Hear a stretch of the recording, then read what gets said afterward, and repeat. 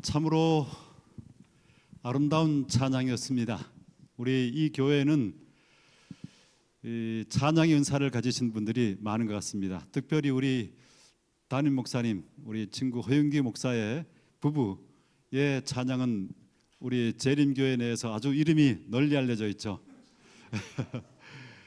정말 은혜롭습니다. 제가 그 대학교 때도 알았지만 지난번 결혼식 할 때 이 그 두 쌍 그 가족 새로 결혼하는 그 쌍을 위해서 찬양하는 것을 듣고 얼마나 정말 마음에 큰 감동을 받았습니다. 우리 윤보혜 사모님은 대학교 다닐 때 소위 말하는 킹카였습니다. 그래서 상당히 저를 포함한 많은 사람들이 좀 접근해서 같이 좀 사귀고 싶은 마음을 가지고 있었습니다. 근데 그 중에서 우리 허윤기 목사가 가장 성품이 좋고 또 많은 사람들에게 이 선한 인상으로 잘 알려져 있어서 그가 이렇게 우리 윤보혜 사모님과 결혼을 하게 된 것입니다. 참 좋죠, 그죠? 제가 들으니까 우리 허윤기 목사님이 교회 담임을 하고 난 다음에 이 교회가 확 분위기가 참 많이 바뀌었다고 그렇게 얘기를 들었습니다. 오늘 오면서 들었습니다. 정말 교회 분위기가 참 좋은 것 같습니다.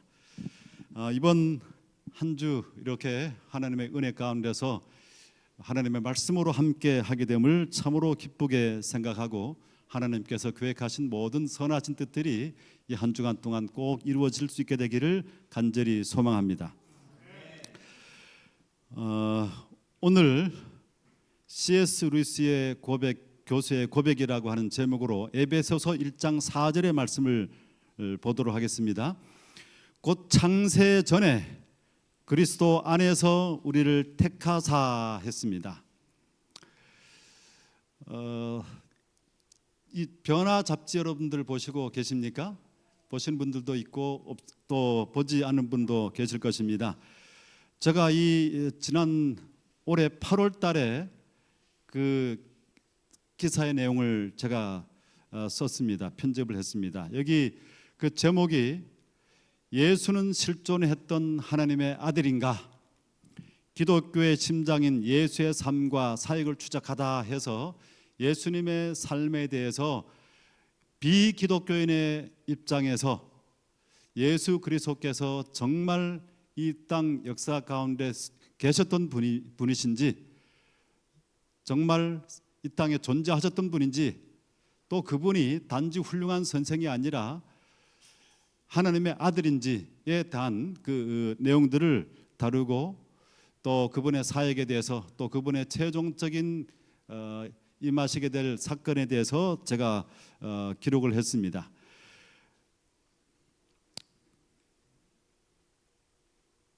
자, 이 예수 그리스도에 대해서 이 세상 사람들이 가지고 있는 견해는 세 가지입니다. 크게 세 가지입니다. 첫 번째로는 많은 사람들이, 참으로 뜻밖에도 수많은 사람들이 예수님을 전설의 인물로 생각을 합니다. 그냥 설화에 나오는 실존했던 인물이 아니라 우리 단군 신화처럼 그런 인물로 이해합니다. 대다수의 사람들이 그렇게 합니다. 그 다음에 조금 이제 교육받은 사람들, 그래도 역사를 아는 사람들은 예수님을 단지 한 훌륭한 선생, 많은 사람들에게 이 인류사에 커다란 정신적인 유산을 남긴 훌륭한 선생 정도로 그렇게 얘기합니다. 그 다음에 우리 기독교인들은 그 예수 그리스도를 한 인간 정도가 아니라 하나님의 아들로 그렇게 아는 것입니다. 여기에 대해서 C.S. 루이스는 이렇게, C.S. 루이스는 영국 옥스퍼드 대학의 교수였습니다. 그리고 그는 무신론자로서 기독교를 아주 예리한 필치로 공격해서 수많은 사람들에게 기독교에 대한 반감과 또 불신을 갖도록 만들었던 사람입니다. 그런데 그가 예수 그리스도를 영접하게 되었습니다. 그리고 예수 그리스도를 영접하고 난 다음에 탁월한 기독교 변증가, 많은 한때 자신이 빠졌던 그러한 불신앙, 무신앙의 상황 속에 빠진 사람들을 그들 입장에서, 믿음을 가진 사람의 입장에서가 아니라 믿음을 갖지 않은 사람들의 입장에서 예수 그리스도를 또 기독교 가치에 대해서 아주 이해하기 쉽게 논리적으로 기술을 했습니다. 그런 책들을 참 많이 펴냈습니다. 가장 탁월한 기독교 변증가로 지금 서 있습니다. 이 사람이 이런 하나의 아주 중요한 논리를 얘기를 했습니다. 삼자택일의 논리입니다. 예수 그리스도에 대해서 사람들이 가지고 있는 그 입장에 대해서 삼자택일을 해야 되는데, 첫 번째로는 예수님은 사기꾼일 것이다. 그 다음에 두 번째는 예수님께서는 정신병자일 것이다. 자, 이 사기꾼과 정신병자의 차이가 뭡니까? 어떤 차이예요? 사기꾼은 자신이 말하는 것이 거짓인 것을 알면서 다른 사람들을 속이는 것입니다. 자기의 이익을 위해서. 반면에 정신병자는 자기가 정말로 어떤 자기가 말하는 존재인 줄 알고 그렇게 얘기하는 것입니다. 그래서 정신이 나간 상황에서 그렇게 하는 것입니다. 그래서 이 예수님께서는 이 땅에 오셔서 자기 자신을 하나님의 아들이라 그렇게 했고, 또 내가 생명의 떡이라고 했고, 나를 믿는 자는 영원한 생명을 가지리라고 그렇게 했는데, 그 말씀을 가지고 사복음서의 그 내용들을 살펴볼 때에 사기꾼이든지 정신병자이든지 아니면 세상을 구원할 하나님의 아들, 이 삼자 세 가지 선택이 우리에게 있다고 그렇게 말했습니다. 그럼 이것을 한번 논리적으로 따져보면, 첫 번째로 사기꾼이라고 하는 주장, 이 사기꾼은 사람을 미혹하는 것입니다. 그죠? 나는 하나님의 아들이다, 또 3일 만에 부활할 것이다, 나를 믿으면 부활해서 영생한다, 이 요지를 가지고 많은 사람들을 유혹을 했다는 것입니다. 그래서 많은 사람들이 따랐다는 거예요. 거기에 대해서 우리가 생각해 볼 수 있는 것은, 만약에 예수님께서 사기꾼이라고 한다면 인류 역사상 최대의 사기 사건에 지금 사람들이 걸려 있는 것입니다.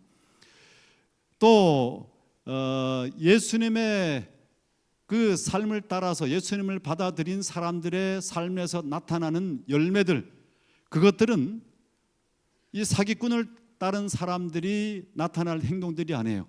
기독교인들은 예수님을 부정하지 못해서 자기 목숨을 내놓고 순교를 당합니다.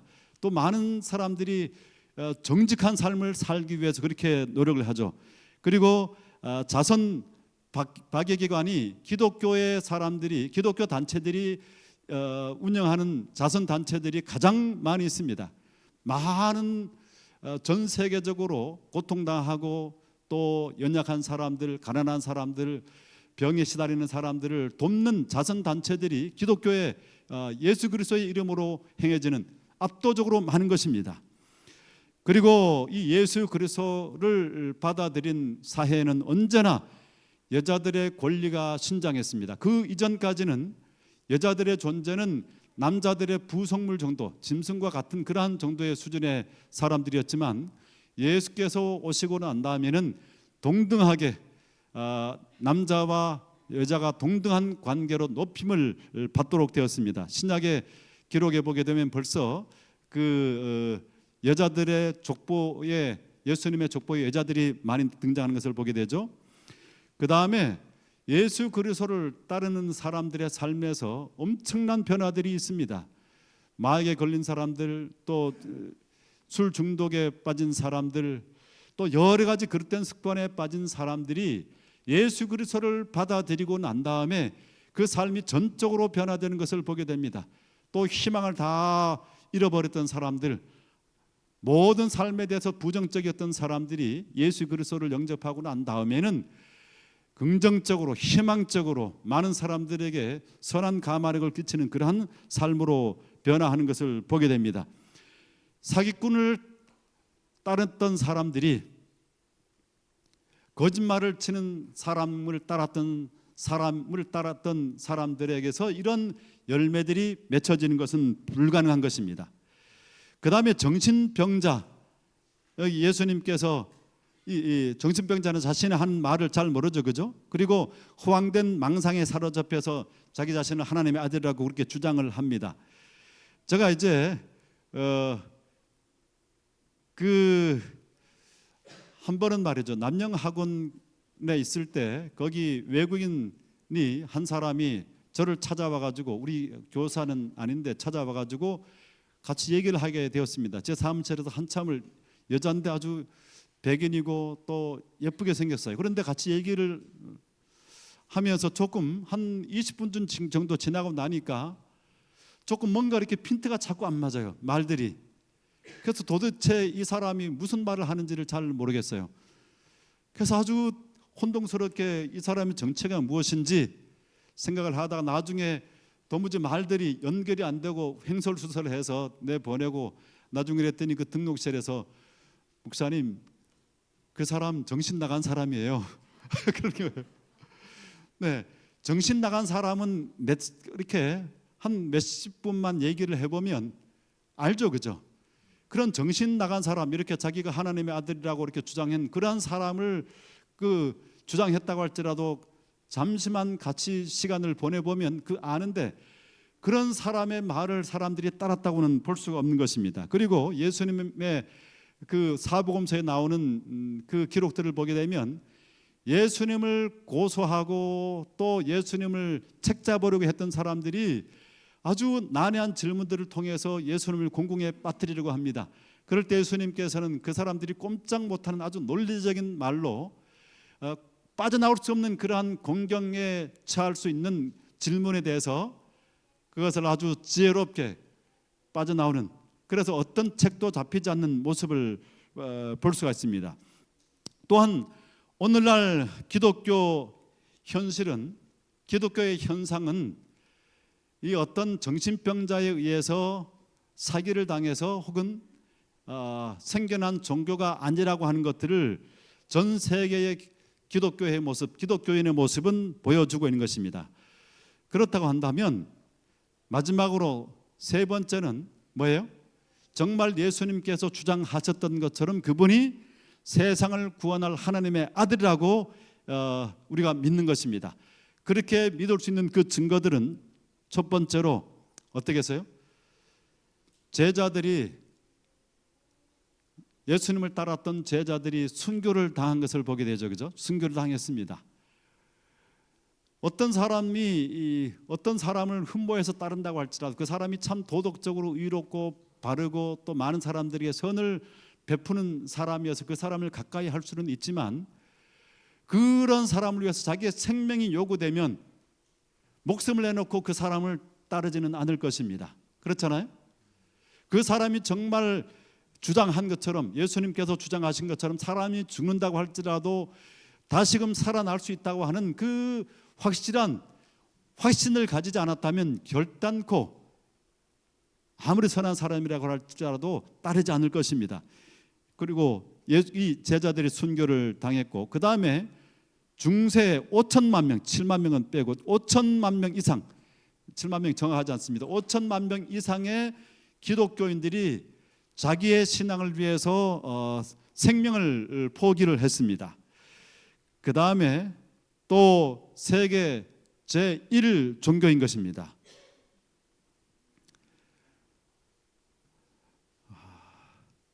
이 세상에 있는 많은 종교들이 있는데 그 많은 종교들 가운데서 뭐예요? 기독교가 다른 종교에 비해서 아주 압도적으로 많은 종교를 가지고 있죠. 그래서 이런 현상들을 보면서 이 C.S. 루이스는 말하기를, 이 기독교의 현상은 초월적인 어떤 아주 온 세상을 다 현혹할 만한 마귀가 만든 종교이든지 아니면 초월적인 이 세상을 창조한 하나님께서 만든 종교이든지 둘 가운데 하나라는 것입니다. 어떤 인간의 어떤 지금 뭐 종교들이 많이 있잖아요. 여러 분파들이 참 많이 있고 한데, 만약에 인간들이 만들어낸 종교라고 한다면 어떤 사람의 생각에서 유교라든가 뭐 이런 것처럼 불교라든가 이런 것들에서 나온 그런 종교라고 한다면 지금 이 전 세계에서 이루어지고 있는 기독교 현상은 설명할 길이 없다. 그러므로 이것은 초월적인 두 존재, 마귀의 작품으로 인한 종교이든지 아니면 신의 작품으로 인한 정말 하나님에 의한 종교이든지 그 두 가지밖에 없다. 그렇게 이야기를 합니다. 그래서 우리가 이 구약과 신약을 살펴보게 되면 구약에서 하나님께서 구약을 통해서 이 땅의 모든 사건들을 다 당신의 통제하에서 지배하시고 또 예지하셔서 모든 계획들을 짜셨습니다. 그리고 예수 그리스도께서 이 땅에 오실 사건에 관한 것들을 아주 정확하게 아주 계획적으로 한치의 오차도 없이 모든 것들을 다 주님의 뜻에 의해서 구약에 예언되어 있고 그 다음에 신약에 그것들이 이루어진 사건을 볼 수 있습니다. 그래서 하나님의 세계에는 전적으로 모든 것들이 계획에 의해서 이루어진다는 것을 보게 됩니다. 우리 한 목회자가 이 예비군 훈련 있지 않습니까? 예비군 훈련 가서 남자들은 그런 일을 잘합니다. 예비군 훈련 가서 좀 훈련 받기가 귀찮아 가지고 거기에서 정관 수술을 받으면 훈련을 이제 그날 빨리 가도록 그렇게 해주는 것입니다. 그렇게 해서 정관 수술을 받았습니다. 예? 정관 수술을 받으면 이제 임신이 불가능하지 않습니까? 그런데 시간이 꽤 얼마 지나고 난 다음에 그 아내가 어떻게 됐어요?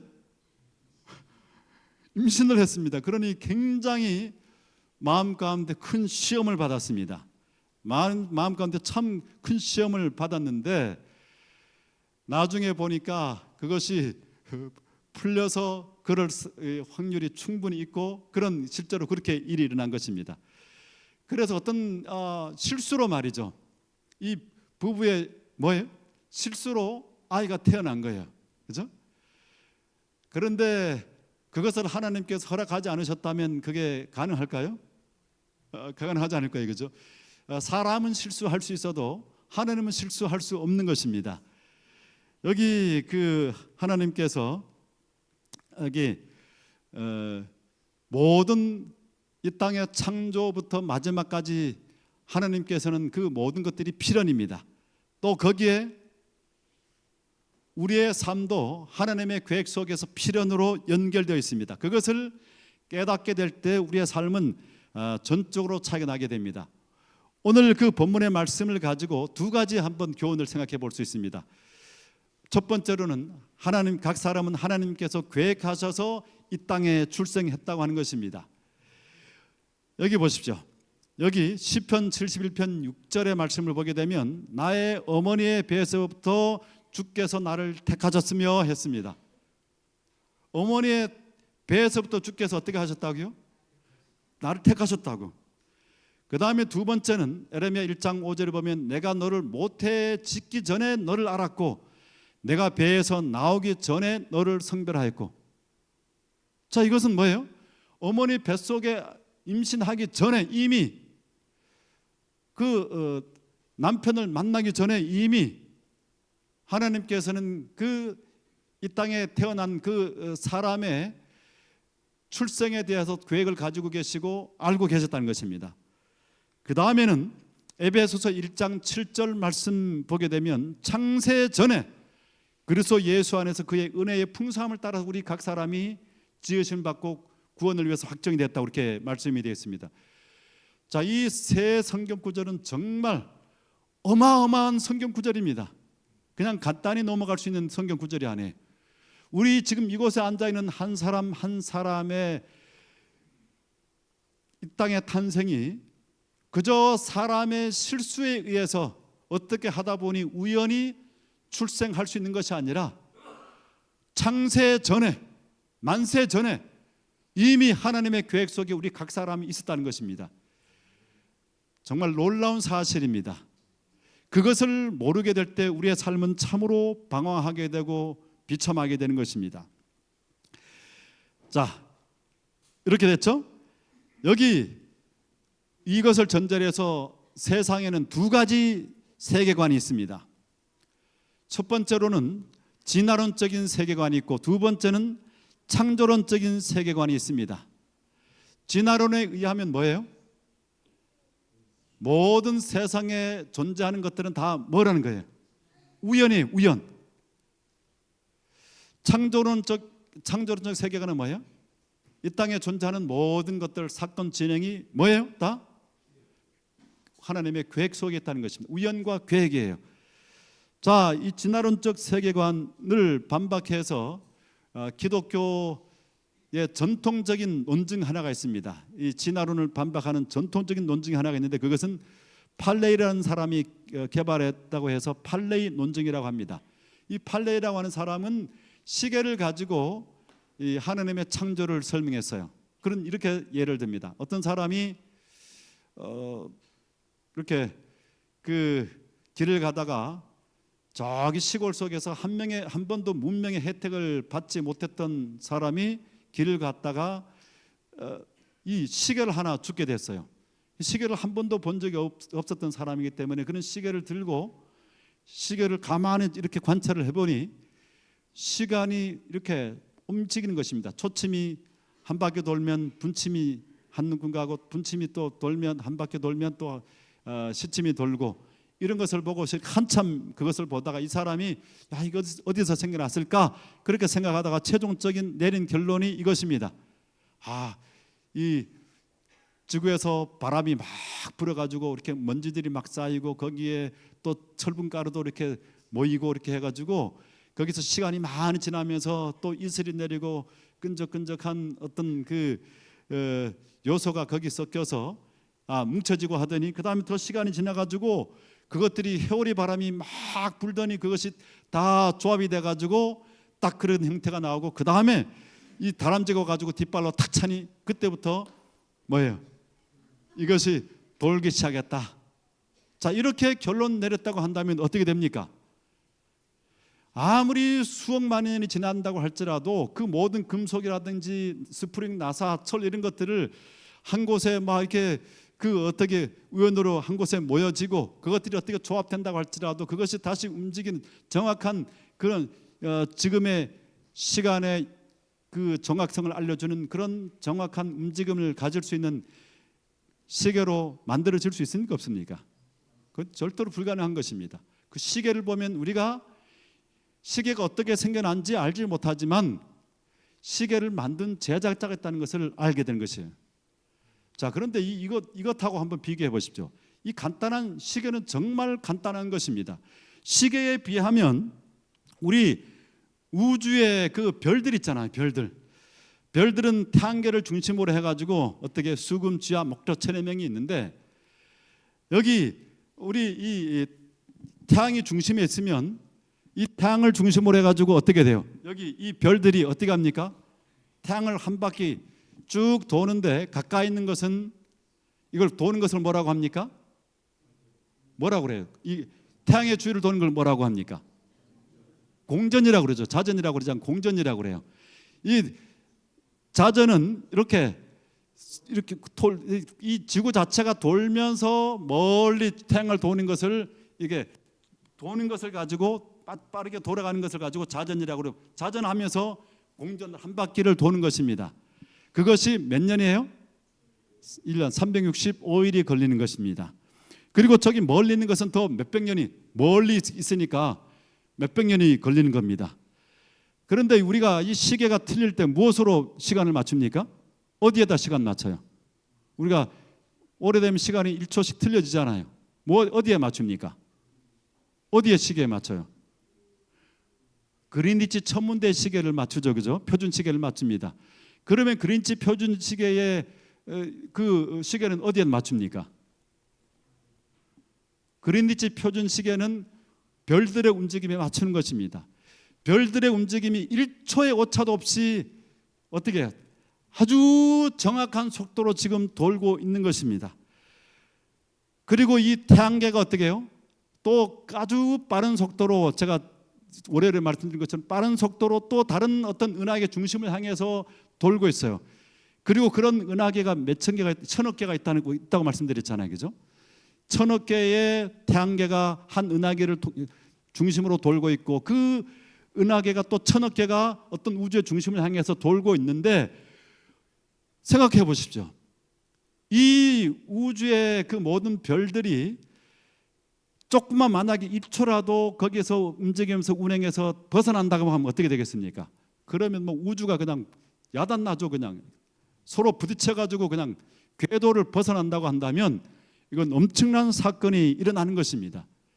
자, 이런 것을 보게 될 때 시계 하나도 만든 사람이 있어야 있는 것인데, 이 시계보다 아예 비교가 자체가 안 되는 우주의 거대한 대시계가 만든 사람이 없이 저절로 우연히 이렇게 하다 보니까 생겨났다. 믿을 수 있습니까? 네, 그건 불가능한 것입니다. 창세기 1장에 보게 되면 종류대로라고 하는 말이 10번이 나옵니다. 거기에 7일 동안에 하나님께서 빛을 만드시고 궁창을 만드시고 풀과 씨 맺는 채소를 만드시고 이 기본 그것을 만들고 난 다음에 거기에 해당되는 것들을 그 다음 6째 동안 만들죠. 큰 광명과 작은 광명을 빛을 만드신 다음에 궁창, 하늘 위의 물과 하늘 아래의 물로 나누어서 모든 생물이 생겨나게 만들고, 그 다음에 남자와 여자를 만드시고, 그 다음에 안식일을 만드셨지 않습니까? 근데 여기 궁창을 만들 때 둘째 날에 하나님께서 공기를 만드셔서 위에 물과 아래의 물로 나누셨습니다. 그죠? 그래서 이 중간에 공기를 통해서 두 세계를 나눠 놓은 것입니다. 근데 만약에 공기의 층을 생각해 보십시오. 공기의 원소도 어떻게 되어 있습니까? 산소, 수소, 질소가 아주 정확하게 배분이 되어 있어서 모든 생물들이 살 수 있도록, 사람들이 잘 살 수 있도록 그렇게 만들어 놨어요. 만약에 지금보다 산소가 더 많다고 하면 어떤 일이 일어나겠습니까? 그럼 우리가 이 불을 그으면, 그죠? 산소통이 폭발하는 것처럼 사방에 뿡뿡 터질 것입니다. 산소에 적당하게 그렇게 배분되어 있고, 그 다음에 이 공기층에 있어서 이 위에 물이 구름에서 물이 떨어질 때에 빗방울이 공기층이 있어서 그것이 공기장을 받으면서 내려올 때는, 식물에 내릴 때는 어떻게 됩니까? 아주 물조리개로 뿌리듯이 그렇게 해가 되지 않도록 그렇게 됩니다. 근데 만약에 공기층이 없다고 한다면 그 위에서 떨어졌던 물이 어떻게 됩니까? 물방울이 내려올 때는 가속도가 붙어가지고 머리가 뚫릴 것입니다. 그리고 모든 식물들이 다 죽을 거예요. 그런 모든 하나하나의, 제가 뭐 물에 대해서 하루를 설명을 해도 거기에 얼마나 신비한지 놀라운 섭리가 있어요. 그런데 자, 이런 모든 것들을 하나님께서 아주 정확하게 종류대로 그것들을 구별해 놓으셨습니다. 종과 종을 구별해 놓으셨어요. 자, 그 다음에 보십시다. 여기 창세기 1장 27절에 이렇게 말씀되어 있습니다. 하나님이 자기 형상 곧 하나님의 형상대로 사람을 창조하시되 남자와 여자를 창조하시고, 어떻게 하셨다고요? 사람을 당신의 형상을 따라서 창조하셨다 했습니다. 그리고 에베소서 2장 10절 말씀에 의하면 우리는 그의 만드신 바라 했습니다. 그냥 일반 다른 그 모든 세계에 창조된 세계와는 구별되게 우리를 특별한 존재로, 하나님의 형상을 지은 존재로 이렇게 만드시고, 그의 만드신 바라를 여기 그 원어로 하면 포이에마입니다. 이 포이에마에서 뭐가 나오냐면, 뭐가 나와요? 시가 나오는 것입니다. 우리 사람들은 하나님께서 사람을 창조하시되 어떻게 살라고 만드셨어요? 시처럼 아름답게 살라고, 그냥 쓰레기처럼 살라고 하는 것이 아니라 시처럼 살라고 그렇게 만드셨습니다. 그래서 정말 우리의 삶을 하나님께서 축복하시고 아름답게 하시기 위해서 이 세상의 모든 존재하는 것들을 보십시오. 정말 우리 인간들의 행복을 위해서, 미소 짓도록 하기 위해서 만드셨어요. 꽃들을 보십시오. 얼마나 다양한 꽃들이 있습니까? 얼마나 다양한 짐승들이 있습니까? 그런데 만약에 하나님께서 우리를 그저 단순하게 생존만을 위해서 이 세상을 지으셨다고 한다면 모든 것들을 다 식물로 이렇게 채우셨을 겁니다. 그렇죠? 그런데 하나님께서 식물로만 채우지 않으시고 아주 울긋불긋 정말 아름답게 매 계절마다 아름답게 그렇게 만드셨습니다. 그리고 하늘에는 또 무지개가 걸리게 하시고, 그래서 우리의 삶은 하나님을 따라서 멋지게 살도록 만들어졌습니다. 어거스틴은 이렇게 말했습니다. 인간은 높은 산과 태양과 별들을 보고 감탄하면서 정작 자신에 대해서는 감탄하지 않는다. 여러분, 우리 얼마나 귀한 존재인지요. 정말 놀라운 존재입니다. 한번 생각해 보십시오. 우리 개가 있는데 개들이 참 귀엽죠, 그죠? 그 개의 모습은 너무나 우리에게 많은 기쁨을 주는 그 동물이에요. 사람과 가장 잘 맞는 그 동물이 개라고 하는데, 그 개가 갑자기 뭐 시를 울른다든가, 예? 아니면 사람 말을 하면은 어떻게 되겠습니까? 와, 정말 그런 개가 있다면은, 이 사람 말을 하는 그 개가 있다고 하면 이 세계에서 톱 그게 될 거예요, 그죠? 화제가 될 겁니다, 그죠? 놀랄 겁니다. 그런 것처럼 우리의 존재는 정말 아름답고 빛나는 존재입니다. 그 하나님을 우리가 마음속에 섬기고 또 하나님을 따르게 될 때 우리 자신의 소중함을 가장 극대화할 수 있는 것입니다. 여기 고아들의 특징을 보면 어떻습니까? 고아들의 가장 큰 특징이 뭔지 아세요? 어떤 것 같습니까?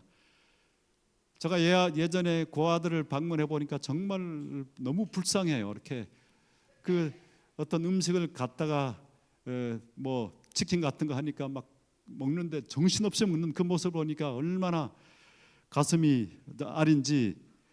이 아이들이 특징들이 뭐냐면 끊임없이 배가 고프다는 것입니다. 많이 계속 먹어도 늘 배가 고파요.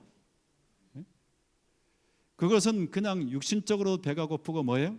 정신적으로도 늘 배가 고픕니다. 또 버림받았다는 상처가 깊이 새겨져 있어서 정서적으로 늘 불안정합니다. 사람들의 사랑 안에서 이렇게 그 가족 안에서 자라나는 아이들은 정서적으로 굉장히 안정되어 있어요. 그런데 이 아이들은 정서적으로 늘 불안정합니다.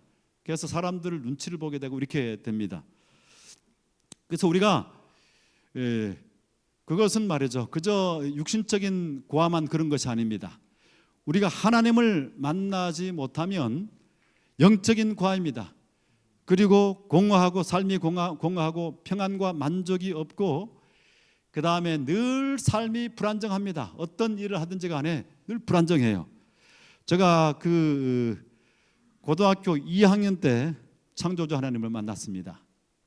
고등학교 2학년 때 저는 공업계 고등학교를 들어가서, 그 당시에는 뭐 공업계 고등학교가 아주 박정희 대통령 때 기술이는 조국 근대화의 기술이라고 해가지고 아주 많이 이렇게 장학금을 주고 이렇게 부흥을 시키도록 했습니다. 그래서 전국의 많은 고등학교들을, 공업 고등학교들을 세우고, 특별히 기계 공업 고등학교는 많은 혜택을 줘가지고 그 학교를 다니는 것을 쉽도록 그렇게 만들었습니다. 그때 제가 이 태백 기계 공고를 다녔습니다. 그래서 들어가서 공부를 해보니 이 기계를 만지는 것, 공업 쪽의 일은 저랑 너무 맞지 않아요.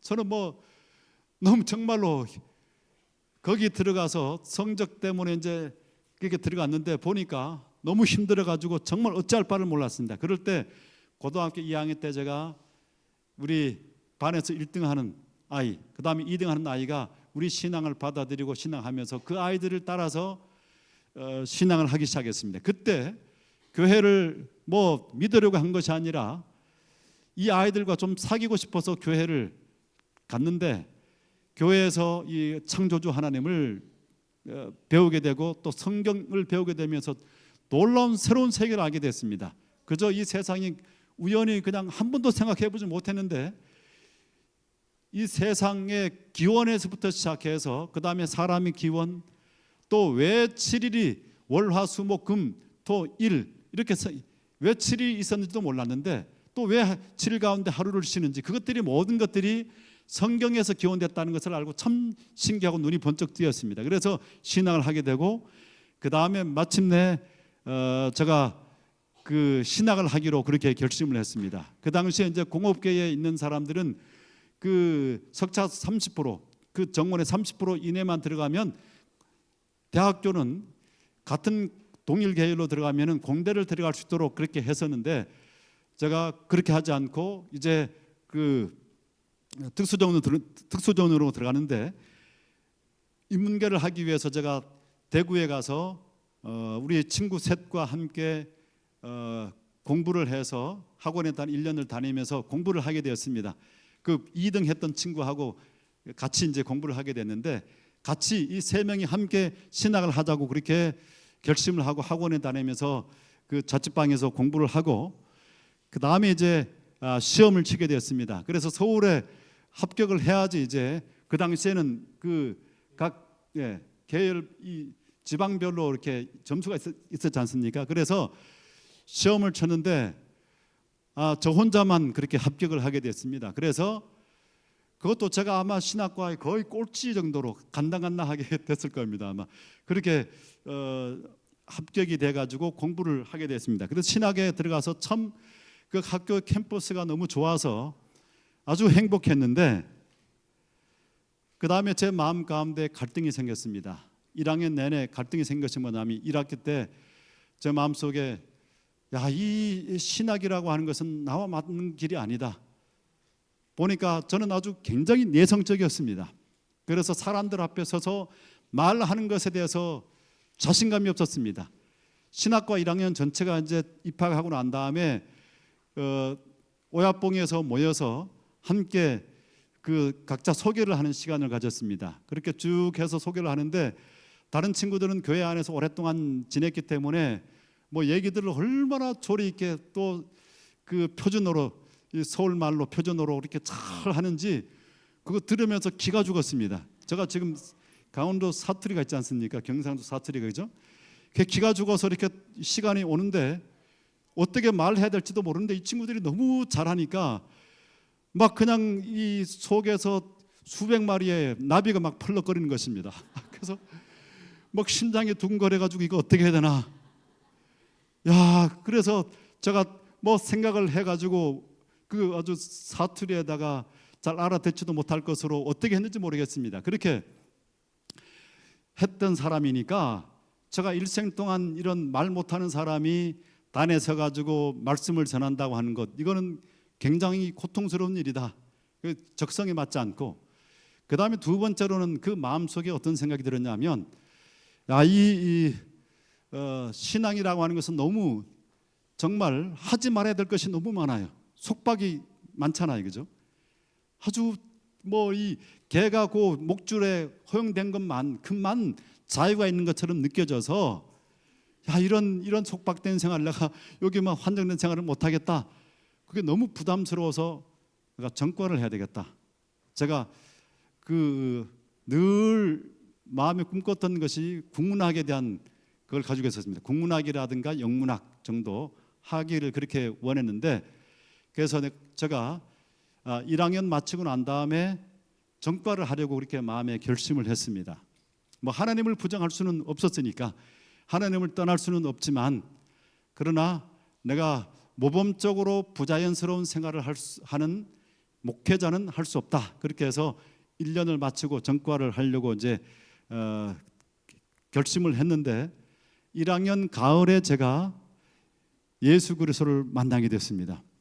십자가에 달려 돌아가신 나를 위해서 돌아가신 예수 그리스도를 만나게 됐어요. 정말 그것은 천지를 뒤엎는 천지개벽의 사건이었습니다.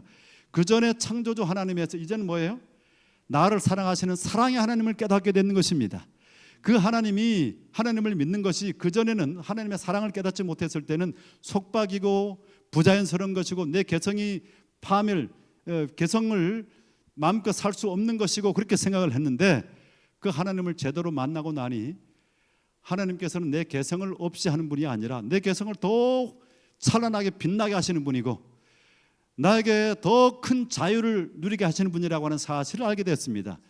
그래서 제 두 딸이 있는데 아이들의 이름을 첫 아이의 이름을 유진, 진리를 알지니 진리가 너희를 자유케 하리라 해서 말미암을 유아 참전해가지고 그 진리를 알고 난 다음에 그것은 참 자유를 준다 해서 유진으로 지었고, 그 다음에 두 번째 아이의 이름은 예진, 예수님은 진리다 이런 뜻으로.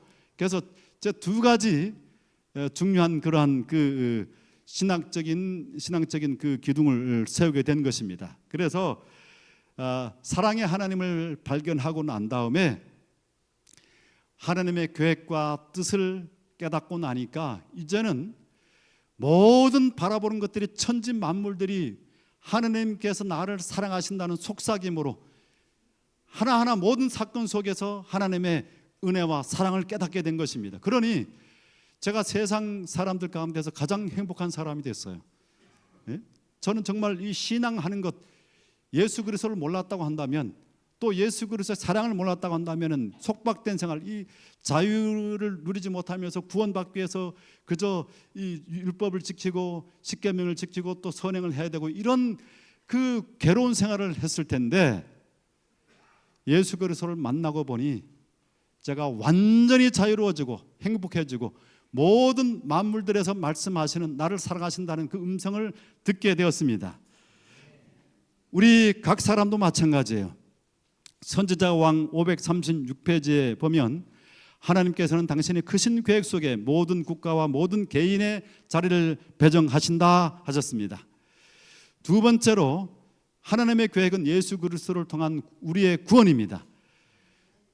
에베소서 1장 11절에 보면 모든 일을 그의 뜻의 결정대로 일하시는 이의 계획을 따라 우리가 애정을 입어 그 안에서 기업이 되었으니 했습니다. 긍휼이 풍성하신 하나님이 우리를 사랑하신 그 큰 사랑을 인하여 허물로 죽은 우리를 그리스도와 함께 살리셨고 너희는 그 은혜로 구원을 받은 것이라, 이렇게 말씀을 했는데, 여기 보면 하나님께서 모든 것을 다 예정하셨다고 그랬잖아요. 계획하셨다고 그랬잖아요. 그죠? 모든 것을 계획하셨는데 이 예정에 대해서 우리가 좀 생각을 해봅니다. 예정론. 이미 각 사람의 운명이 결정되었을까? 멸망받을 자와 구원받을 자가 그렇게 결정되었을까?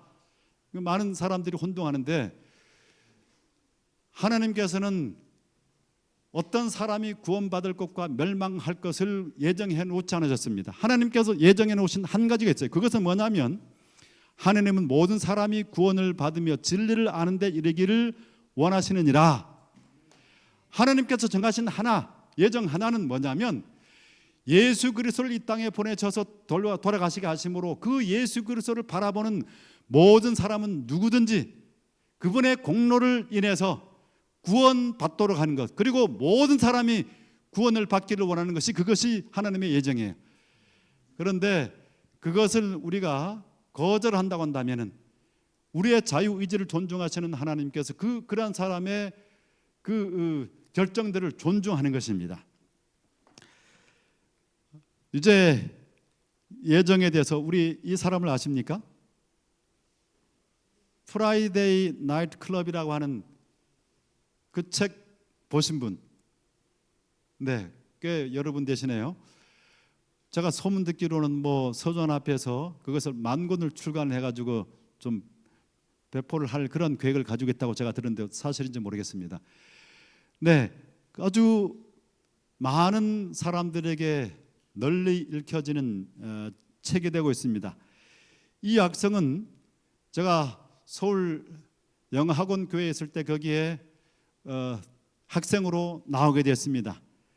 뭐 술 중독에 걸려서 술을 마시는 것 없이는 삶에 기쁨이 없다 생각했던 사람이었습니다. 그리고 자기가 생각하기에 나이를 뭐 30을 40을 넘게 살 것이라고 생각하지 않았다는 것입니다. 왜냐하면 술을 뭐 많이 마셨으니까. 그리고 자기의 삶에 대한 전망도 깜깜해가지고 아무런 희망이 없어서 그렇게 했던 사람이. 그런데 이 사람이 학원에 와서 영어를 배우기 시작하면서 그 다음에 어느 날 선교사 한 분이 프라이데이 나이트 클럽에 오라고 그렇게 얘기하는 것입니다. 그러니까 이 사람이 생각할 때 여기서 학원에서 프라이데이 나이트 클럽도 운영하나? 그렇게 해가지고 자기가 생각하는 이 세상에 클럽 있잖아요. 춤추고 하는 그런 클럽인가 하고 흥미를 가지고 시간을 이제 금요일 날 저녁에 그 클럽으로 이제 간 것입니다. 그 복장은 어떤 복장이요? 클럽 가는 복장을 입고 그래서 기도해 가지고 사람들 만날 기도해 가지고 여기서는 어떻게 할까 해가지고 뭐 학원에서 클럽을 한다니 해서 갔는데 보니까 그 클럽이 뭐예요?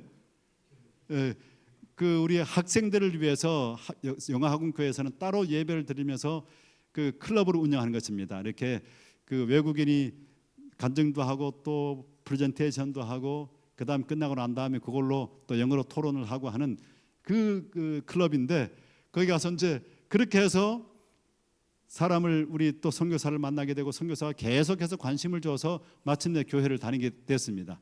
그리고는 완전히 이렇게 차츰차츰 변화돼 가지고 침례를 받고 그 다음에 거기 선교사 가운데 한 사람과 결혼을 해가지고 목회자의 지금 사모가 됐습니다. 얼마나 헌신적인 목회를 하는지 정말 제가 서울영암교회 있을 때 여러 번 그녀가 설교를 하도록 그렇게 했는데 얼마나 감동적으로 설교를 잘하는지 모릅니다. 아주 정말 자기의 체험을 가지고 있으니까. 그런데 이 친구가 사모죠. 지금은 한 번은 말이죠. 우리 제주 분원에 다 이렇게 교사를 배정하고 난 다음에 제가 아카데믹 디인으로 외국인들을 관리하고 있을 때였습니다. 그런 다 배정하고 난 다음에 갑자기 한 사람이 문제가 생겨서 교사를 하지 못하게 됐습니다. 그러니 이미 개강은 이제 시작을 했는데 한 사람이 필요하잖아요, 그죠? 그래서 급하게 연락을 어떻게 사람을 필요한 사람 찾다가 여기 우리 사모를 접촉하게 됐습니다. 그리고 그 마음의 결심을 해서 거기 와서 봉사를 하도록 했습니다. 그래서 제주 분원으로 가게 됐습니다. 그리고 자기가 이제 가르치면서 그 다음에 또 바이블 클래스도 가르치면서 거기 학생들한테 자기가 쓴 책을 프라이데이 나이트 클럽을 책을 준 거예요. 한 학생이 그걸 받아가지고 가서 그 다음 날 와가지고 흥분해가지고 이렇게 얘기하는 거예요. 이 사모의 이름이 영어로는 리아나인데 한국어로는 이름이 김연아예요. 김연희, 연아가 김연희. 그런데 그 학생이 그 책을 다 읽고 나서 와가지고 얘기를 하는 겁니다. 제 이름이 뭔지 아세요? 김연희, 김현이라고 했네. 잘못했습니다. 김연희가 김연희를 만나다. 자기 이름이 김연희예요. 그래서 그 책을 보면서 그 선생이 자기 이름이니까 이건 놀라운 섭니다. 막 놀라운 일이다 생각해서 아주 반가워서 와서 그 얘기를 한 것입니다. 그리고 더 열심히 성경을 공부해가지고 침례를 받고 그 가족들이 다 교회를 지금 제주교회에 나온다고 합니다. 여러분 이것이 우연일까요? 네, 마침 그 자리에 그 교사가 빠져나가는 그 자리에 이 사람이 그 자리를 가게 되고 김연희가 다른 김연희를 만나서 그 사람이 교회로 인도함을 받은 것, 그걸 우연이 아니라고 생각합니다. 그것을 그냥 많은 사람들이 우연으로 생각할 수 있습니다. 이 아인슈타인은 세상을 보는 두 가지 방식이 있다고 했는데 그것은 하나는 기적이 없다고 생각하며 사는 것이고 다른 하나는 건 뭐예요? 모든 것이 기적이라고 생각하며 사는 것이다 했습니다.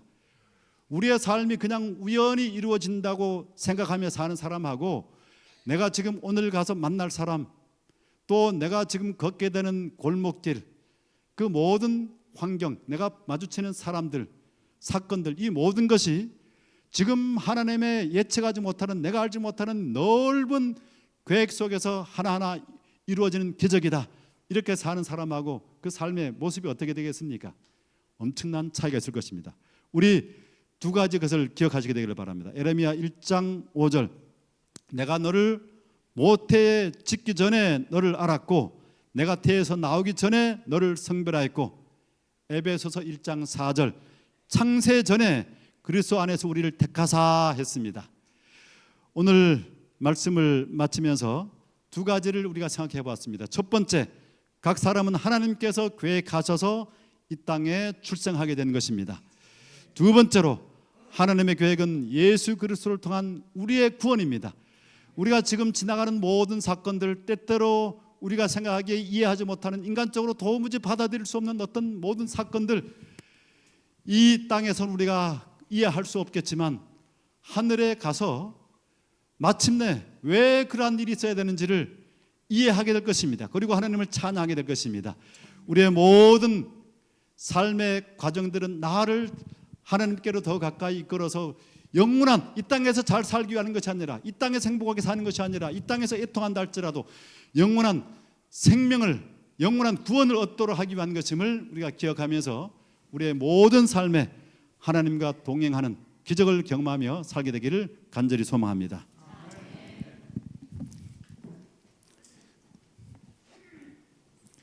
다 같이 기립하셔서 마치는 찬미 561장